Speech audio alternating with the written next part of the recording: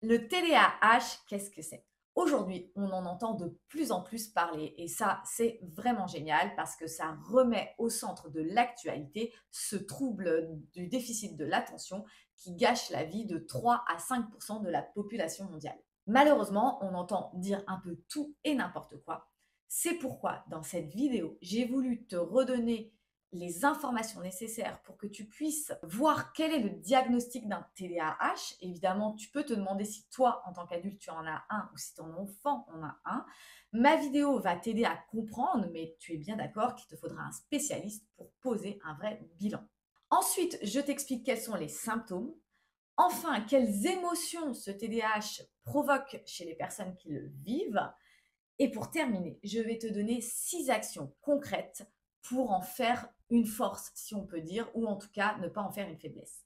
Dans ces 6 actions concrètes, je vais te révéler quelle est la seule et l'unique façon réellement de lutter naturellement contre ce trouble. Alors, reste jusqu'à la fin. De façon générale, je te rappelle que le trouble du déficit de l'attention avec ou sans hyperactivité se traduit notamment par un manque de concentration. C'est ce qu'on voit chez les enfants qui sont dans la lune, qui ont du mal à passer à l'action, comme les adultes qui vont être tagués d'être procrastinateurs ou procrastinatrices.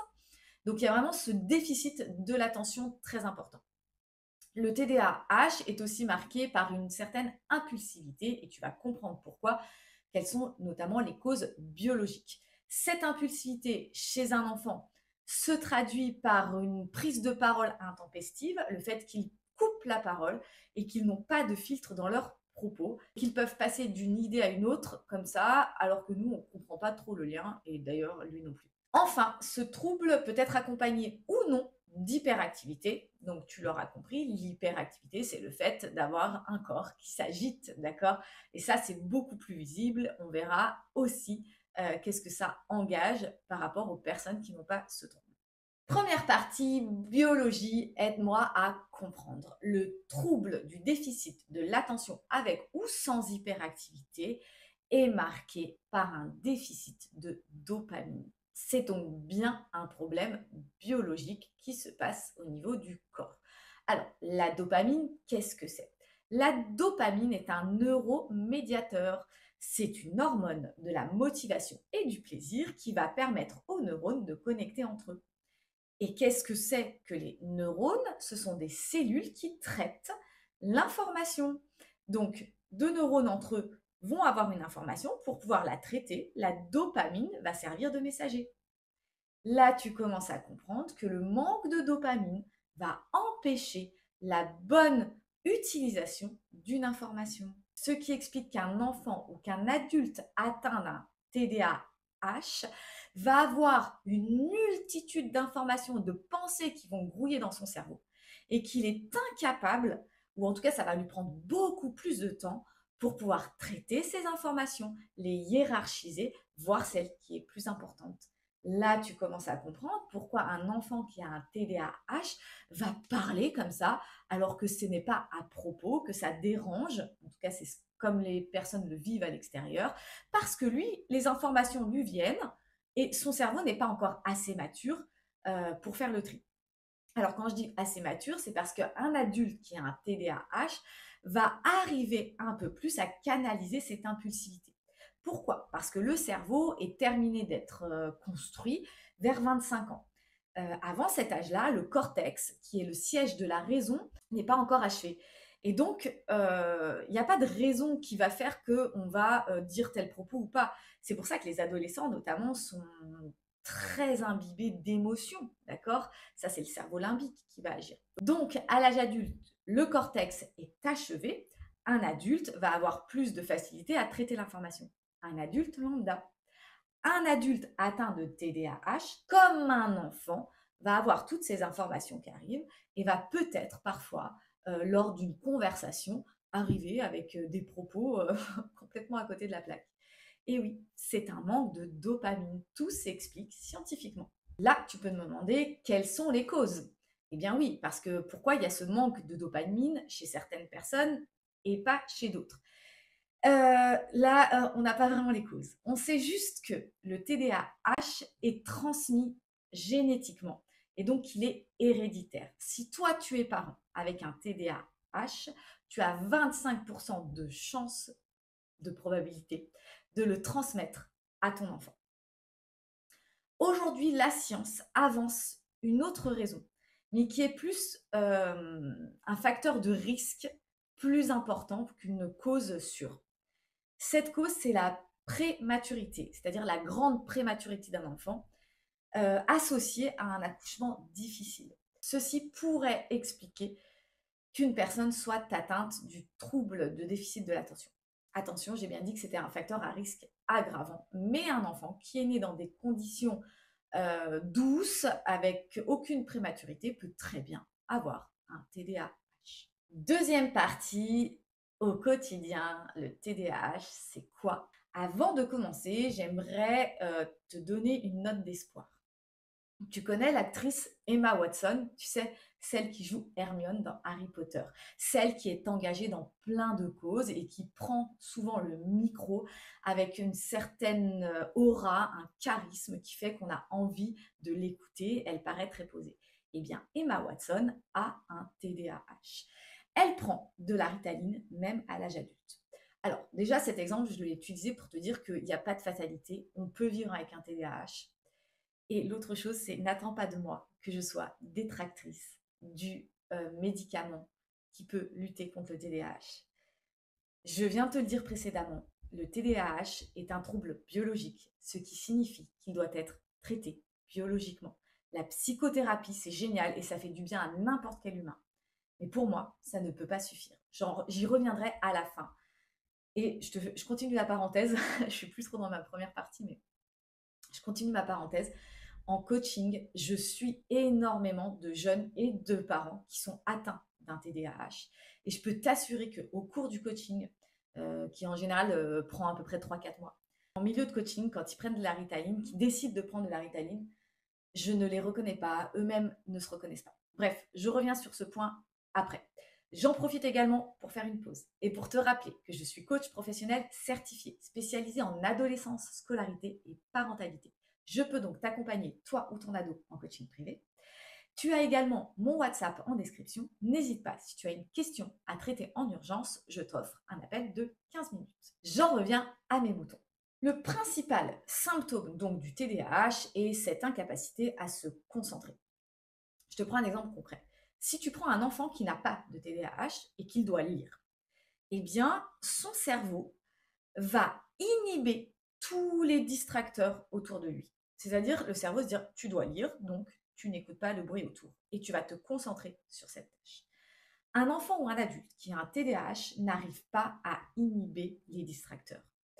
Et donc, c'est très compliqué. C'est-à-dire que quand il va lire, il va y avoir les distracteurs internes, donc toutes ces idées qui viennent là, qu'il n'a pas le temps de lui dire stop, toi tu viendras après, je suis en train de lire.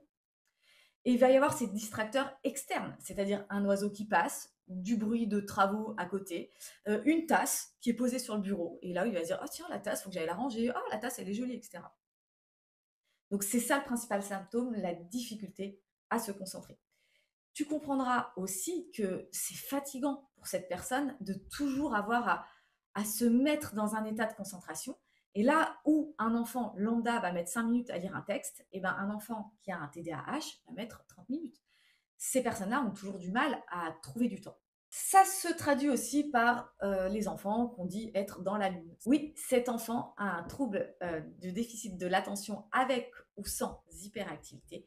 Et il est en train de lutter contre toutes les idées qui lui arrivent. Il est dans la lune. Ces enfants, d'ailleurs, ont un diagnostic en général plus tardif quand ils n'ont pas d'hyperactivité parce que justement, ils sont tranquilles dans leur coin et le professeur n'est pas dérangé.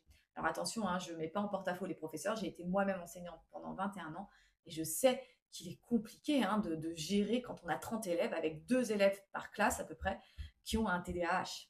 Un enfant qui est dans la lune mais qui n'est pas agité, forcément va être diagnostiqué beaucoup plus tard qu'un enfant qui est hyperactif et qui s'agite sur sa chaise et qui est en train de parler à ses voisins, etc. Autre symptôme du TDAH, la procrastination. Oui, quand ton cerveau manque de dopamine et qu'il n'arrive pas à hiérarchiser l'information, pourquoi tu vas passer à l'action alors que justement tu ne sais pas comment gérer ça? Chez les adultes, ça va donner, j'oublie souvent des rendez-vous. Et pour te donner un exemple concret, je te parle d'un adulte, mais tu peux très bien le retranscrire pour un enfant. Un adulte qui est en train de nettoyer la cuisine, d'un coup, il voit le décapsuleur à piles. Ah bah, il n'y a plus de piles dans le décapsuleur. Donc il se dit, ok, je vais aller chercher des piles. Alors là, il va dans le bureau, il tire le tiroir et le tiroir est cassé. Alors il se dit, ah ben, il faut que je répare le tiroir. Je vais aller chercher mon marteau.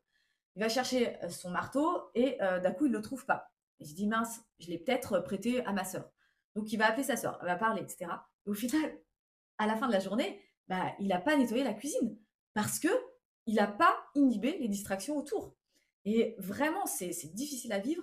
Ce trouble n'est pas grave, mais il est terriblement chiant. J'en arrive à ma troisième partie, TDAH, quand tu me complexes. Oui, les personnes, enfants ou adultes, qui sont atteints de ce trouble de déficit de l'attention avec ou sans hyperactivité, sont taguées d'être paresseuses, procrastinateurs, procrastinatrices, casse-pieds, agités, dans la lune, feignants, parce que les gens ont du mal à comprendre qu'ils ne passent pas à l'action, qu'ils ne fassent pas ce qu'on leur demande, qu'ils soient hypersensibles aussi, parce que parfois, et même souvent, je dis n'importe quoi, je dis parfois, mais ces personnes vont subir une grande frustration parce que eux, ils veulent y arriver, ils veulent passer à l'action, mais ils n'y arrivent pas. Ils ont l'impression aussi de manquer de temps tout le temps. Parce que là où quelqu'un va mettre 5 minutes à faire une tâche, eux, ils vont mettre 1 heure, 2 heures, 3 heures. Donc il y a une grande frustration, parfois une grande tristesse. Et malheureusement, tout ça, ça mène à un manque d'estime de soi. Et ben oui, on se rend bien compte qu'on n'arrive pas à faire comme les autres. Et ça, c'est vraiment terrible dans le TDAH. Pourtant, ce n'est que biologique, ce n'est qu'un manque de dopamine. Quand tu penses à ça, c'est presque un petit peu injuste. Ces enfants et ces adultes sont principalement à valoriser le plus possible. Attention également, ce qui est difficile dans le TDAH, moi quand je suis des parents en coaching, c'est qu'ils ont du mal à jauger chez leur enfant, est-ce que ça fait partie du trouble? Est-ce que ça, c'est autre chose? Est-ce que mon éducation est dysfonctionnelle? Est-ce que mon enfant est irrespectueux? Pas parce qu'il n'a pas traité l'information, mais parce que j'ai manqué de règles, etc. Ça, c'est ce que je traite beaucoup en coaching, où on apprend d'ailleurs à un ado ou un parent à dire, OK, ça c'est le trouble, c'est OK. Ça, c'est pas le trouble, va falloir que je me reprenne. Mais ça demande énormément de travail, beaucoup plus qu'une personne qui n'est pas atteinte de ce trouble. Et en même temps, il n'y a pas d'injustice. C'est ce que j'explique aussi aux parents que je suis et aux ados. Il y a plein d'autres personnes qui luttent contre plein d'autres troubles ou plein de traumas. Donc, il ne faut pas voir le verre à moitié vide. Ok, je vis avec ce trouble, mais quelles sont les solutions? Donc, je te les donne tout de suite en quatrième partie. Est-ce que c'est grave, docteur? Non, le TDAH n'est pas grave. En revanche, il faut mettre en place des stratégies pour pouvoir mieux l'apprivoiser. Alors, je te donne à la fin les 2 solutions pour moi qui sont les plus puissantes, mais je commence par les solutions les plus pratiques pour pouvoir t'aider.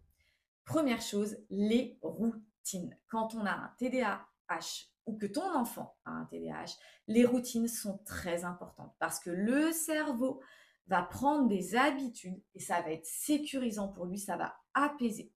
Alors, des routines qui paraissent logiques en fait pour quelqu'un qui n'a pas de TDAH sont des routines très importantes pour un enfant ou un adulte qui en est atteint. Concrètement, pour un enfant, par exemple, ça va donner quoi?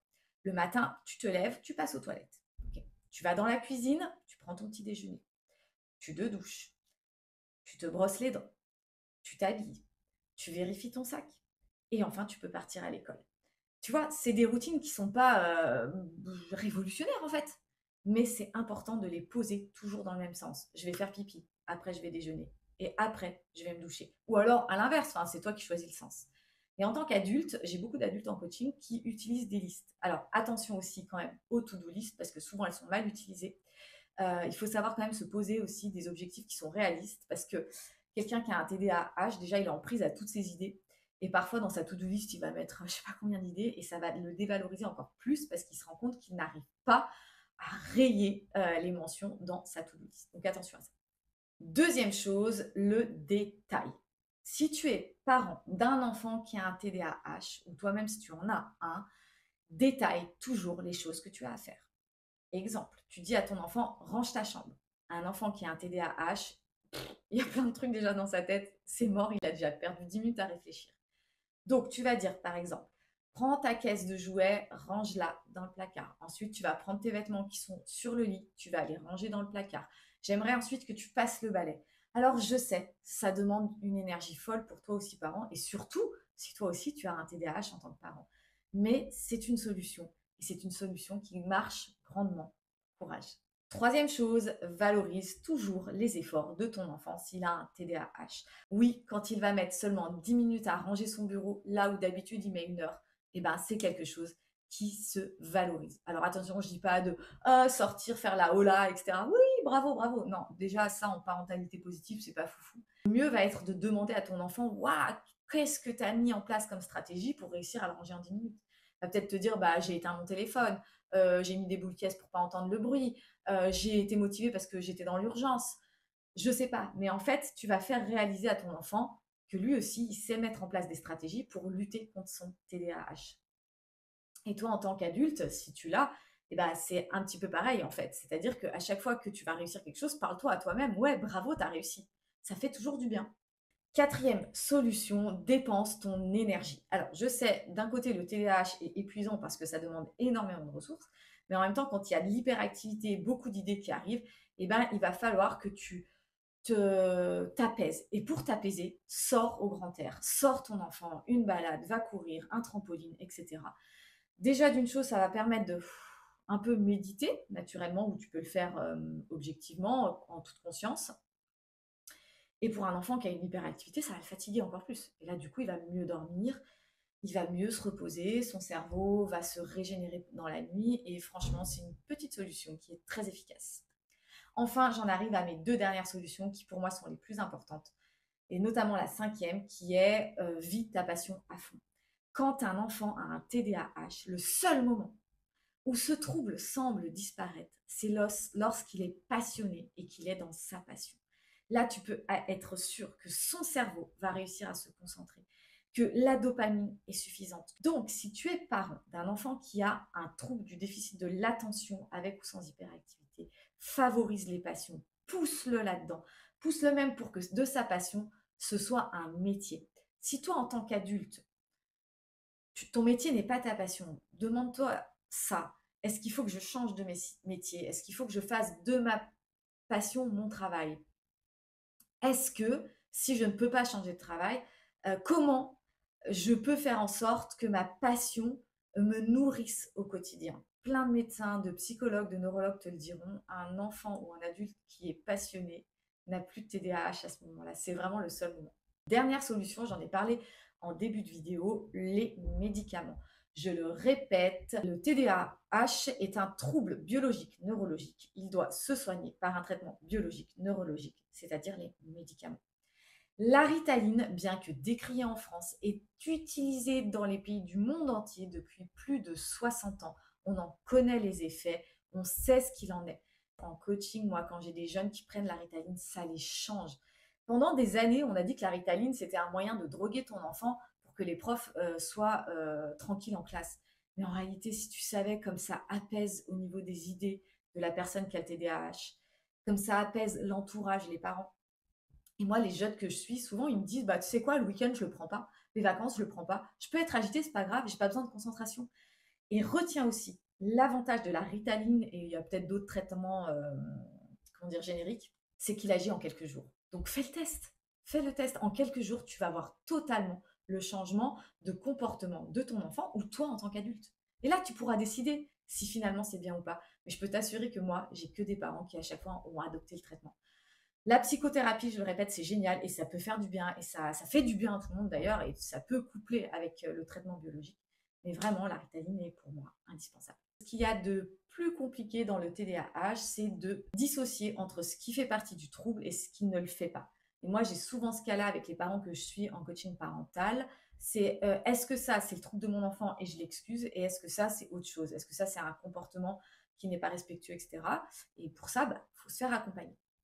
Voilà, j'espère que cette vidéo t'aura été instructive, qu'elle t'a plu. Si c'est le cas, tu mets un pouce ou tu peux t'abonner et je te dis à bientôt dans une prochaine vidéo.